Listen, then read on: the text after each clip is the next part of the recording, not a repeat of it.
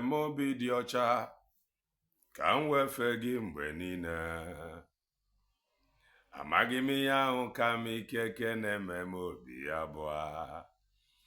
Chineke kere m obi dị ọcha ka m wee kwụrụ n'ụzọ eziokwu. Chineke m otuto dịrị gị. Kere m obi dị ọcha, Chineke m kere m obi dị ọcha. Keberenụ m obi dị ọcha, ndị atụ egwu kere m obi dị ọcha. Chineke kere m obi dị ọcha ka m wee kwụrụ n'ụzọ eziokwu. Chineke m otuto dịrị gị. Igbo bụ Igbo. Igbo bụ Igbo birikwene. Ụtụtụ ọma, ehihie ọma, mgbede ọma, depending your time zone. Anyị ya dị ka echi, maka na echi adịghị agwụ agwụ ka anyị na-agba gị. Ọ bụ na isonyebe, what are you waiting for? Click the like button, subscribe, comment, share. Ife anyị na-ekwu na nke ikpeazụ a, o ya eruru gị. If you are just coming across our channel for the very first time, this is Kelena TV. We are live and we are direct, bringing you the gospel of redemption like your doorstep. If I na-eme ka ebe bụ common sense, the reason abụrụ na ị mara ife, no, ịmụ ife kara anyị mara ife, kara anyị gagwa akwụkwọ. Ịghọtago? Mana ife anyị ji eme common sense bụ na ọ nwere ife ị na-echefu. Ọ maka ife ahụ ị na-echefu ka anyị ji wee nọdụ ka nna gwa gị ere. I just want to make common sense as always. Sorry about that. Ịma na ịbịa n'ihe na-eme na social media recently, ana m ekwu ya, maybe now ka some of you nwere ike ịdị na-afụ reason why o jikwa eme mgbe ọbụla nchọ ikwu okwu. Ana m eme ya ka ọ dị very clear that I am not a member. Amamela now. Maybe now ka some of you nwere ike ịdị na-afụ the reason why m ji ekwu ya mgbe niile that I am not a member. I am not an insider. Ihe ọbụla anyị na-ekwu bụ based on ife de la media. Amamela ile anya ma ịdị active na X. Before mụ agaba n'ihe nchọrọ ikwu. Ịbịa here, we have a lot of works that we have already done. Ọ bụrụ na ị follow anyị very very well, ị ama that we always have a lot of works that we have already done. The reason o ji adị ntu a bụ na we are not chasing cloud. Ọ nwere ihe mere anyị ji eme ya ntu a ka ọ gara ịbụ ebe ọ bụ na okwu ọbụla mgbapụtara anyị eti ya ọnụ. Anyị okwu ya na-aga on, ịghọtago, anyị anaghị emere ife ndị ọzọ. Ọ bụrụ na anyị adịghị afụ okwu a, mana anyị na-arụkwa ọrụ banyere dị okwu na-edebe. Ọ nwere ihe mere anyị ji a na-agbapụta ozigbo ozigbo. My ọrụ na-arụ ebe a the more important to me than ego. Amamela. So I am just being careful. I don't want to take side, and I don't want to take side in a hurry. Amamela. Yes. Ihe nji ekwu ihe a bụ na before now, ile anya na media kemgbe esi jide Maazị Ekpa, I was thinking there will be a fundraising. Mana someone told me, like my comment section here, that is why I need your comment. You gotta go. Someone told me that kemgbe esi wee jide Maazị Ekpa, lele eme fundraising. Because I think na kemgbe esi wee jide ya le enwe fundraising. Someone told me, ama m obe eziokwu, la comment section mụnwa, that la kemgbe esi wee jide ya le eme fundraising. You gotta go. And someone also told me, like this my comment section, that I removed his comment. I have never done that. I can't do that. Even then when they come block or have block, I talk more of removing a comment. Talk whatever you like. I'm going to like it. That is it. Ihe mmabo na Chukwu kere m obi dị ọcha ka m wee kwugidesi ike n'ụzọ eziokwu. So you hating on me, ome ihe ọ ya eme m, ome ife ọ ya wepụ m n'ahụ. Ihe nji ekwu ihe abụdara, or before ma agabade, I don't want you to take it personal. Nwanne m nwoke Chiamaka jere, I don't want you to take it personal. I mean no harm. Mana nwanne asị m kwuo advice. Unu nwa ba na insider. Unu nwa kara some of us where no matter what is happening. You gotta go. Unless ma o nwere ife na-aga on on the ground as an insider or inside anyị amarọ amamelagota nke a ụnụ nwere ike ịpụta gwa anyị nke ya bụ anyị na ya pass judgment ka anyị mara ntu anyị si pass the judgment ma ọ bụrụ ma based on ife dị na media afụberekwa m ife ọjọọ dị ya unless ma o nwere ihe ọzọ na-eme n'ime nke ya dị na media mana ọ bụrụ with ife ụnụ na-ede na media you in particular Chiamaka Ajere what you wrote because I'm going to read that ọ bụrụ na maka ihe a I don't think na nwekwara ife mfụrụ dị ebe a mana nwanne asị m kwuo this lane ị banyere now chemi ya echiche ọfụma before gaba ya do you know why mana some of your videos sorry about that some of your videos ị mere during the time mgbe gị na Maazị Ekpadike unu enwere issue mụkọla le distract during n'oge ọ dị ka ngela Maazị Ekpe nwere issue some of your videos kade and ndị Nzamaka ji di video arụ ọrụ today ya ka anyị ji wee ya ka o ji ejiji adị mma before anyị na-abalị ife anyị adị careful so that we will not be misled soro somebody na-achọ ife ọ na-achọ feel ụlọ onye a na-emeti ya anyị esoro onye a out of emotion were gaba n'ụzọ adọrọ mma yes can see to adebe. Let me now go to what you wrote. After reading that, I will say a few things and I am going to play a video of Chief of Staff because I listened to some extent her Mbobi online yesterday. You gotta go? Yes. I will play the video. Then let us go. I am not taking side. Ihe anyị ma bụ na eziokwu nke Chineke ga-adịgide ruo mgbe ebighị ebi. And ihe anyị ma bụ na ọrụ Maazị Ekpa na-arụ onye ọbụla chọrọ ịgbanyere ya aja na garị onye ahụ eluigwe ya ebi onye ahụ aka na anị. That is the honest truth. Then I read. This is Raf Chiamaka Ajere's account. Or say action with wrong timing and the suspicious pattern. This suspicious pattern na if ono ya be gwa la video. Maybe you email a video before now, but I better my cross of it. So this suspicious pattern, this thing you suspect, I think, why not talk to them on the meeting? Why not discuss it la meeting you know? Why not ask question? Because here are problems some people are there when is suspicious. If you are not clear, ask question that they may clear you. Hey. Mana before ma gaba na this thing I'm going to take it again.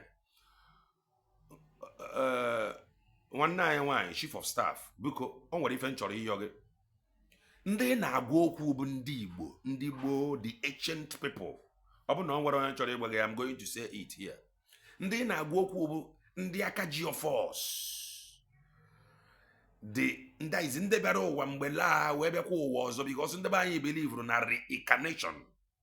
So madam please ọ bụ na echi ịgwa anyị okwu debere anyị American accent by the side. I am being real here. The thing you know I know they like them. And into influence ekwu ya na ọ ka nwekwa whatever bụ ja na like ya they got to go but o nwere ike ha enwe minch ikwu ya madam echi gwa anyị okwu mepe ọnụ emepe talk to us like man on nwoke ka ịbụ the office you occupy na abụ office nwoke na-eme occupy. So echi gwa anyị okwu they are sent by the side talk to us we are mafians amamela gota talk to us like nwoke man to man amamela gota mana gwa anyị nke bụ eziokwu amamela gotara gwa anyị nke bụ eziokwu. Or the very, very important. I'm a war from accountability. A agent. I am here. Now, as an advice. Number 2, bo. Ijikule makale ebrugo deputy. Were slow zie down, lay the near log mob, and me if you kwesịrị ime ka Maazị Ekpa wee pụta. ama m ihe nji ekwu ihe a. These two things ka anyị rọgị. One, mepee ọnụ na-agwa anyị okwu, debe American accent by the side. I don't like them. Number two, na deputy prime minister make ya sure you throttle every cylinder to make sure la Maazị Ekpa nọ n'ọrụ a. Do you know why? Ọ ya nwabụkwa isi afọ wee kwaba okpu ka nna agwa gị. Then that one acha. Let us now go to Maazị Chiamaka Jere. Raf Chiamaka Jere S account. Ebe a ka anyị nọ. Action with wrong timing and the suspicious pattern.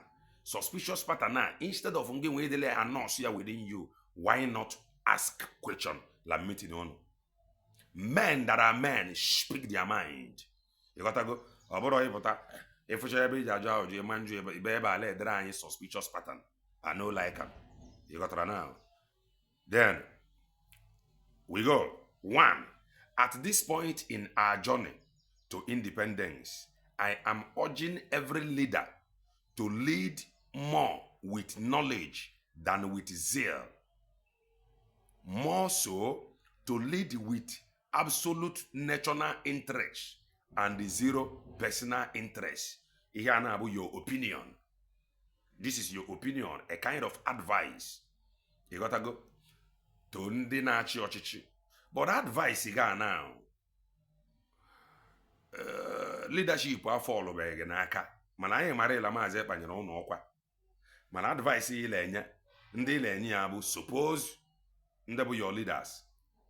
Ama mmela gota now. That one aga personal interest. Amaboro m ebe o si apụta. Kuchiri ụnụ nwaba na insider can explain to us ihe ụnụ fụtara bụ personal interest. Ama mmela gota. Then we go. Number two, Biafrans are much aware that the Prime Minister Maazị Simon Ekpa stated that when Biafra is restored, the government in exile will be dissolved and the conventional government will come in place. But I am not sure whether PM stated anything about timing and the procedure of changing the government. Nke now, I may agree, la Maazị Ekpa kwuru, the cabinet or Guinea will be dissolved after declaration in Finland. But Okudo time and Okudo Ntojesi yet take place. You agreed here. La changes in afo no bro ihe inobero before from Maazị Ekpa. But ihe ji anuzi bụ timing ndị aja ahụ n'ọrụ and Ntojesi jabia. Okay? You are still in line here. Amamela and the can no in line with ndị na-arụ ọrụ. Ozi mgbe anyị gụrụ gbada gezie voice ka anyị ji ama ndị letizi personal interest.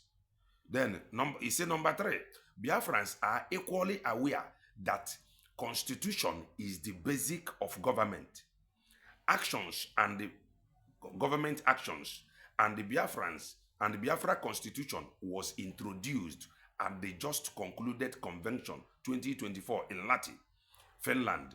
But most Biafrans are not enlightened and they have no details of the constitution yet, which is very important before changing the government. Luche Nkere, in akọwa ka akọwa godri anyị constitution ihe o mean ife degasịrị ede before a change with government.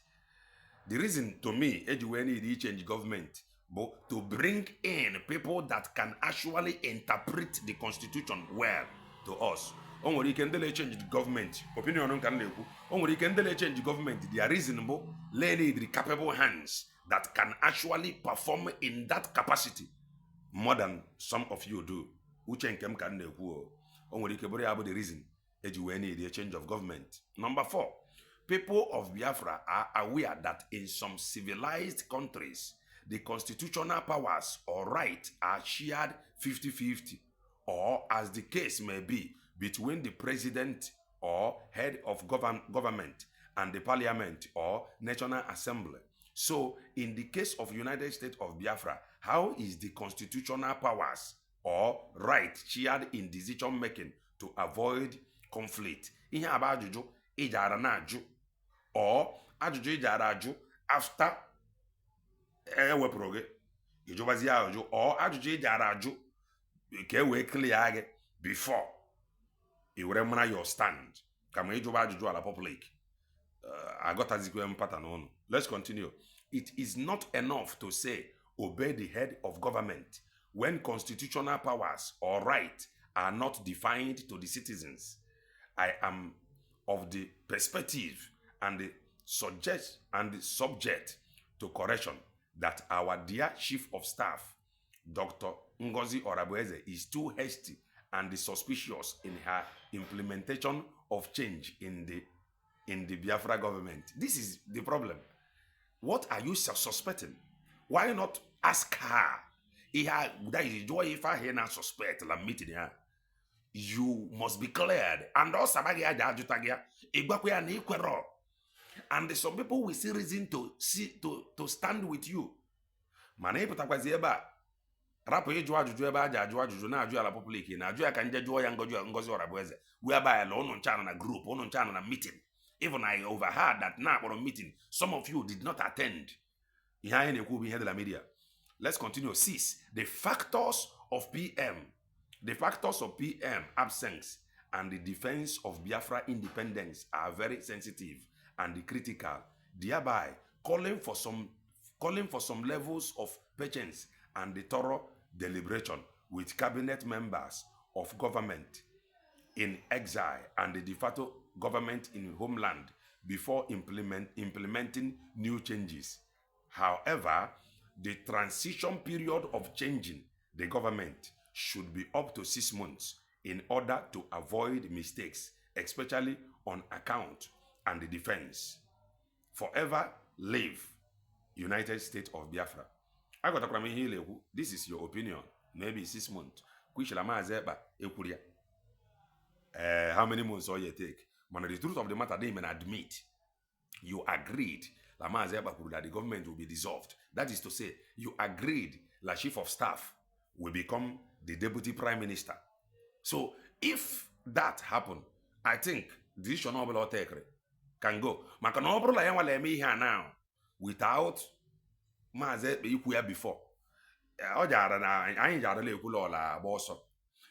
Mana suspiciousness ikwuru be ihe ejara aju ya okele reason o ji eme ihe a bụ my opinion ka na-ekwu ha nge nwe ekwube 6 months. I don't think na Maazị Ekpa kwuru time frame which na nge nwande na onwe gị mere agree. And another area you could deliberation, talking to people, carrying everybody along. It is better to carry people along. Boba meeting, Baba people who make them to understand. Or come man to carry issue with memo. Memo have not done us well. Memo have not done us well. Make sure you carry everybody along. And the Debranya sent, actually me antuma or the we are ancient people. You gotta go. Chiamaka jere here. Emeka agree. Langewa. Body head. You gotta go. Ole kwogu timing. Suspiciousness. Which no in here. Jarabu uno meeting. Opoteba clear onwe. Ozi aye tobele ogologo. Let us now go and play the voice of Dr. Ngozi Orabueze. Like they just concluded video hammer, S meeting or whatsoever hammer. Let us go and listen to her, because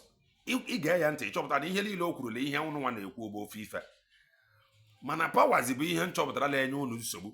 It is either la power la enu ya nwe enu ọ na-achụ unu n'ọrụ, or la power la enu unu enu o wepụzi unu n'ọrụ to put people that is better than you people. Unu na-ewezi iwe why o ji ewepụ unu. You got to go. So these two parties now, unu le ya anyị mabe onye power la enu enu. Mara ndị be anyị ya mata in due time. Matakwana onye nọ n'ụzọ eziokwu ka nna agbaghere. Let us go and listen to her.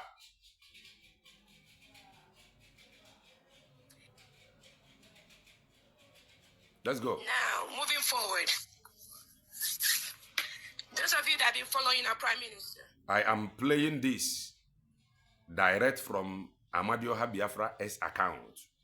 Amadioha Biafra S account. And the voice you are hearing is the voice of Dr. Ngozi Orabueze, Chief of Staff, now Deputy Prime Minister.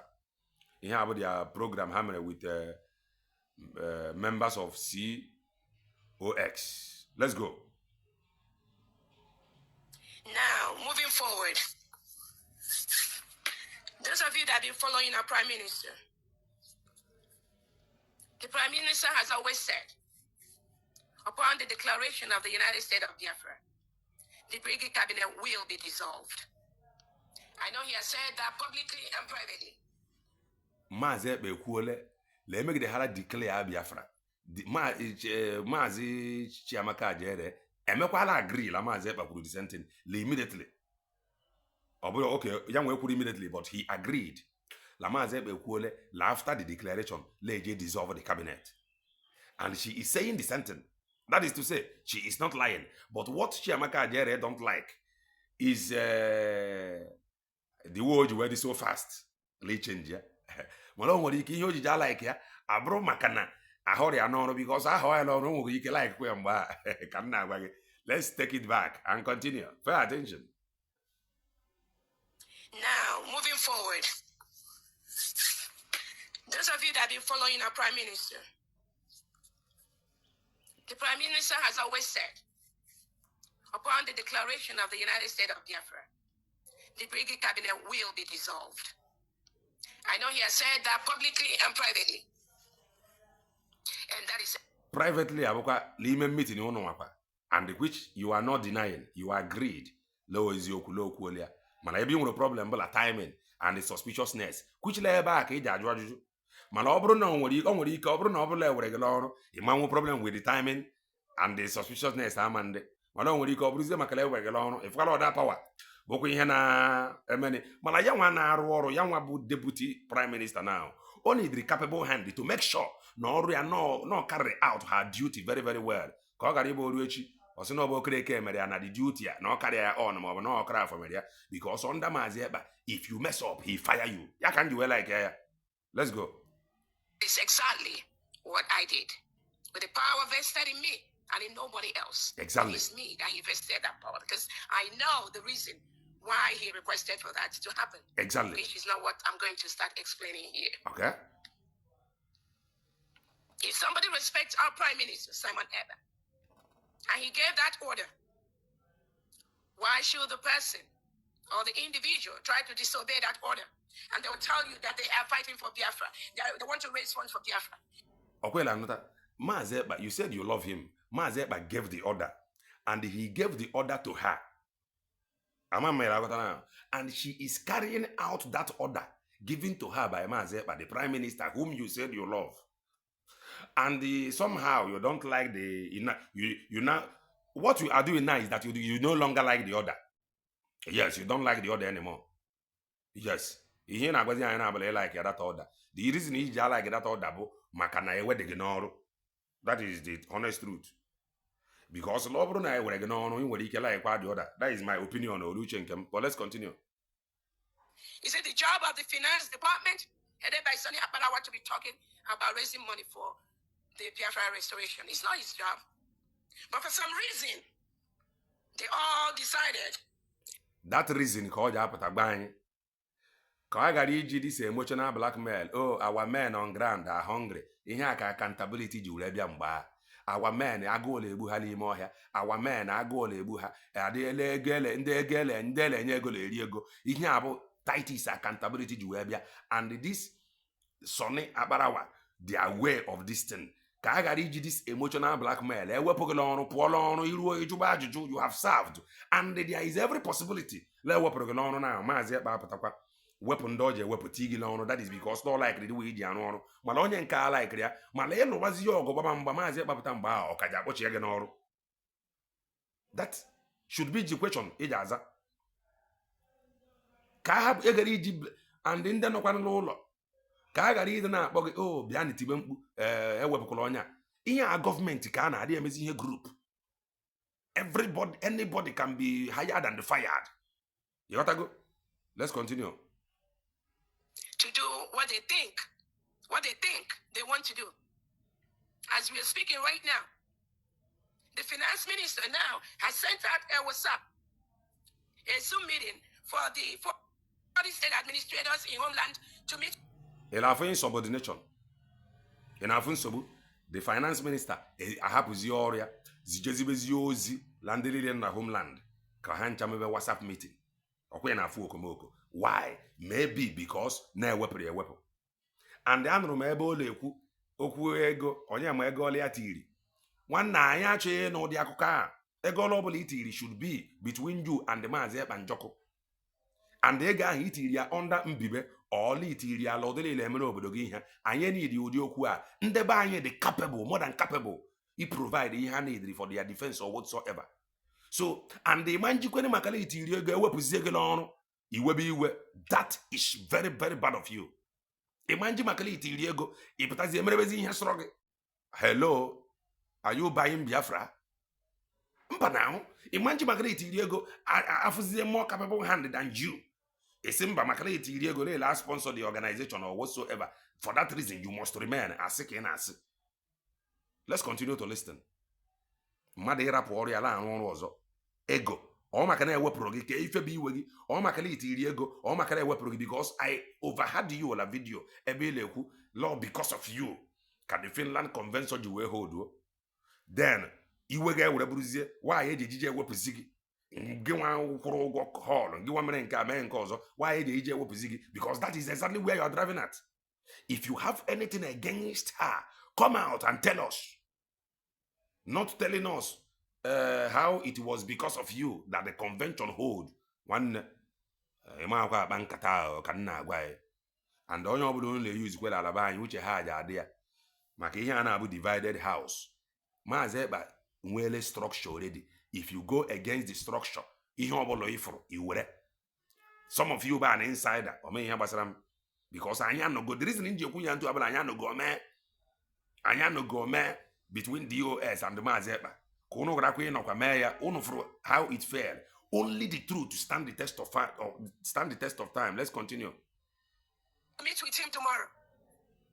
But you refuse to come to the meeting. You see? You refused to attend the meeting. Malay Paula send them WhatsApp messages to the 40 states. Kangela Hamid here on Sunday. And mind you, I am doing this program on Sunday. Meet here. You refuse to attend meeting happen. But you Paula Lazo send the messages. I'm going to take it back and don't talk. Insubordination. You refuse to attend her meeting. But you Paula Lazo send the WhatsApp messages to the mother. Cause or problem. Reason best known to you. Maybe because because you borrowed Biafran's money. Because of that reason, you cannot be removed.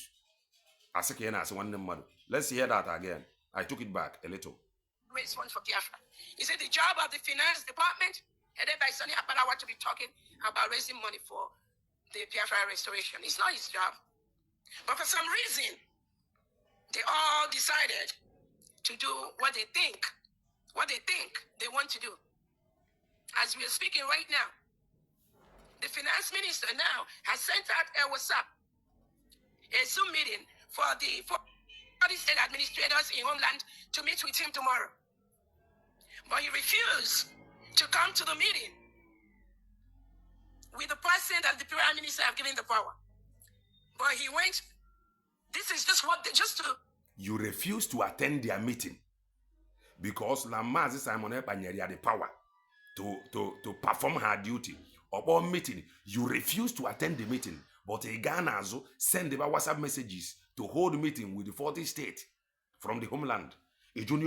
Are you helping the matter? From Madam Ali here. You people should come out and tell us. The reason I am advising Maazị Ekpa Omegideje chapụta, share this video, cut it. Onye ọbụla o je enye ọrụ, onye ahụ aja ama adreesị ya la homeland. Ngaja bụ ori ego ka iru anyị afọ ebe anyị ji aka. Adịghị edezi nkwugheri n'akwụkwọ. You refuse to attend her meeting, but if Paul has a meeting, meeting as who? As onye Maazị Ekpa trust nye ọkwa, or as onye the mantle of leadership further upon. Makale finance minister. Let's continue to listen. To disorganize and disrupt. But you know what? Not in this struggle where I am. This case is dead on arrival. Thank you. And they will fade if they want to. Thank you. In the homeland, the chalk use is 70 if you forget. In the homeland, chalk use is 70 hanisi in here forget. ije afụcha prime minister sowe finance minister ka anyị fụnụ ntu oye si je aga isepụta isi ihe fụrụ ga-ewere let them go and make peace. Ebe ọbụla ha si wee rigoro ha ji esi ebe a rịda akpọ gị meeting from homeland WhatsApp meeting nke kerikeri gba ha that they should go and settle. The reason bụ le nwere structure in place because this person na-akpọ meeting ya na bụ finance minister ama m ọkpọ gị meeting before insubordination ndị be anyị maka na m otiri ego werecha iwepụ m nwaanyị ọchịrịcha ka maazị ekpa mma maka ọlele spend ego bịa ka ọ wepụ gị nwanne ikwu ego ole itiri ikwuo time frame agbaka onye gị dị money ị pụọla ụzọ ka e weta capable hand ma ọ bụrụ na ya na-ewe gị iwe o oles m nwetara ihe ọzọ ịma iji agwa anyị na media mana based on what I read out from Maazị Chiamaka Ajere and the voice of this COS yesterday, Dr. Ngozi Orabueze, I am analyzing it. Can I say I'm passing my judgment? Like I said again, I don't know their issue. I'm not going to get into that. She don't know their issue because you put up your problem. Let's continue. But we have a defense minister that is currently attending to some issues in defense. And that is the right thing to do. Because when PM was available, most things come to him. Most information come to him. But all of a sudden, because he's out, some people think they are the ones that is in charge of everything.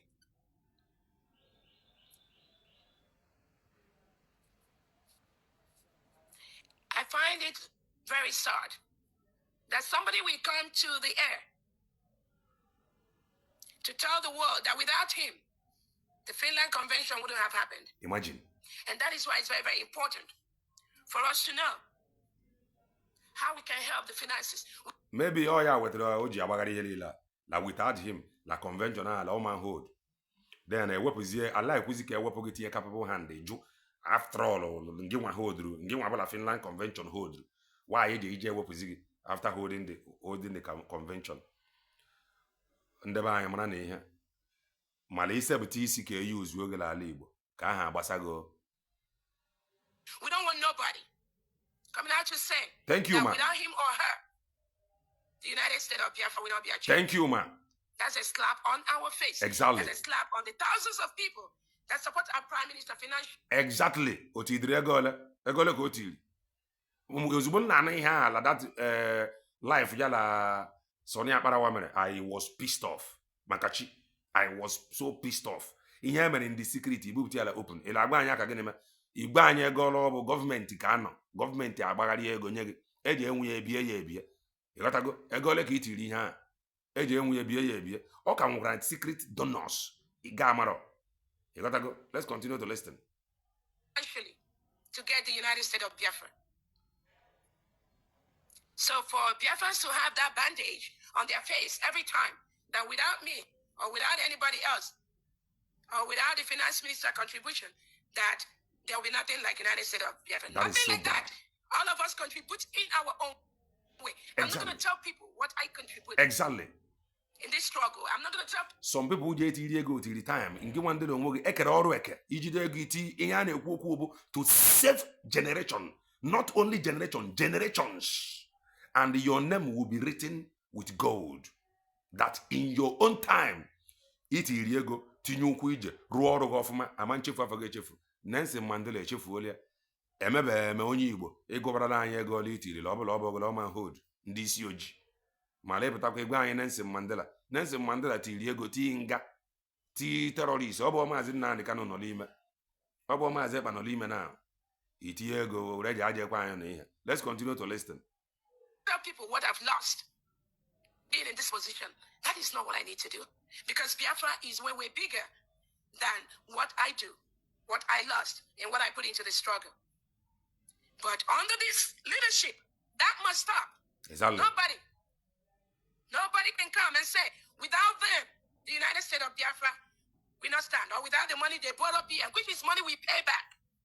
Ego mbibe o bokwa na etiri ya willing ego mbibe borrow that we are going to pay back. Obokwa na oge eruola anya kwube. ya ka iji ejiji ya ekwechirizi ya wepụgala ọrụ isi ọnwụ oles ma o nwere ihe ọzọ la hapụ na underground ụnụ agwụbere anyị mana based on ihe dị na media ụnụ ka dị very very wrong ka m na-agwa gị. People give money and there are people that give thousands of dollars to the struggle. You don't even hear their name. And that was why we're trying to clarify some of, yes, we thank people who brought us money in time of need. But it's also important for us to know what was borrowed, what did you borrow us, how do we pay back? Exactly. I think that's just... At least ntu ewepụrụ gị ọrụ na nke nwere ebe na akwụkwọ gbakọ n'ego ole ibibiri anyị a hand ya over to the next person. A na-agbanye mba ala akwụkwọ ụgwọ afọ ga-adịkwala rekọdụ la ejikwa ụgwọ esizie mba la eji anọgide akwụkwọ ahụ iji were bere anyị ego ahụ ọdụ nọgidekwa ọfisi anyị ọdụrụ ịma mpụ nọrọkwụzie ebe a kpọba kọlụ na homeland maka gịnị ego aja akwụchiga ka anyị ji aja anụ ihe ọ bụ agwada gị oboro agwara gị ọdachi ka agwara gị iji ego egoro ọfisi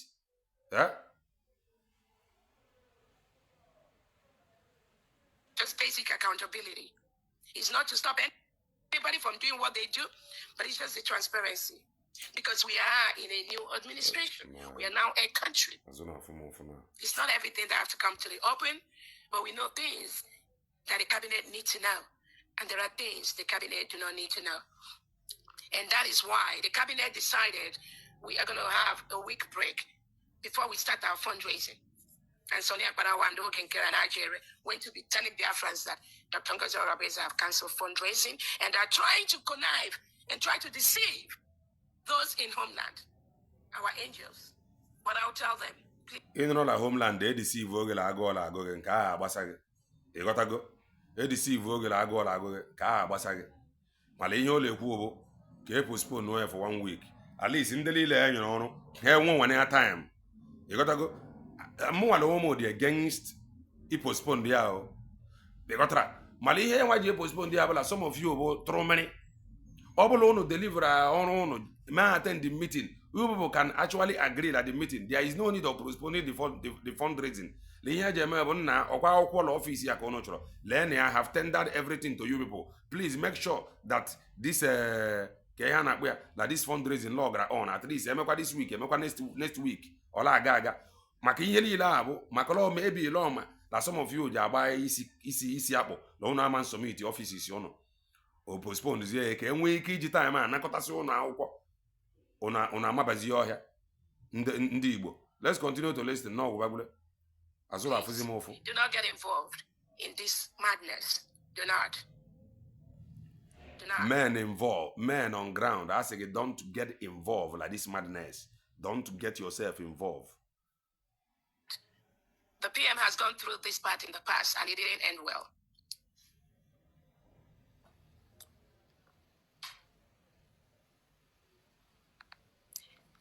The essence of the information department is to let Biafrans know what is going on. Keep us abreast of the informations. Not to use the information department to be spreading false information to the public and spreading lies and try to witch hunt somebody because you feel PM did not give you the power to run the struggle. Jealousy. PM knows all of us one by one. He knows what each individual can do before he gave that power. If you think PM knows that you can run this struggle, he would have made you the one in charge until he comes up. But the Prime Minister didn't do that. And as long as he didn't do that, you must bow by that instruction that the Prime Minister gives. Thank you. That's the right thing to do. If you truly love the PM, as you say. Thank you. I will over there. You will obey his instruction. You got to go. I have before. I ain't not now. I ain't half ya. For Elise. You got to go. Kashineke mezioku anyono mwanchegari. Kere uno obidi ochaka uno weko no zezioku. Na heze chito kabiama. Ise